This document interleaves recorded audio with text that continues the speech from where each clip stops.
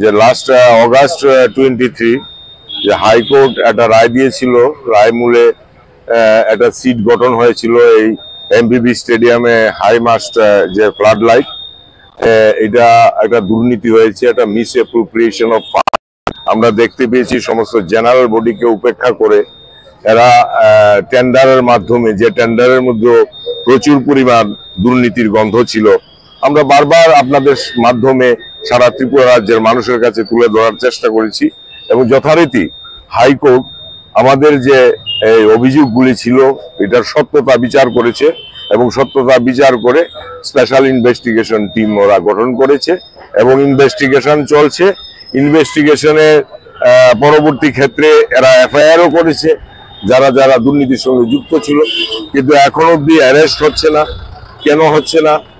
সেজন্য আমরা ওনার কাছে একটা অনুরোধ করলাম, ওনাকে আমাদের একটা ডিমান্ড প্লেস করলাম এবং পাশাপাশি আমরা আরো জানতে পেরেছি যে এই এমবিবি স্টেডিয়ামের ফ্লাড লাইটের যে ব্যাপারটা, এটা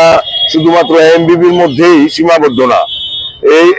ইন্টারন্যাশনাল এই যে আমাদের পিটি গ্রাউন্ড যে ইন্টারন্যাশনাল স্টেডিয়াম, ওখানের যে ফ্লাড লাইট করার কথা, ওখানেও এই সেম দুর্নীতি এই এমবিবি স্টেডিয়ামের মতো ওখানে ওরা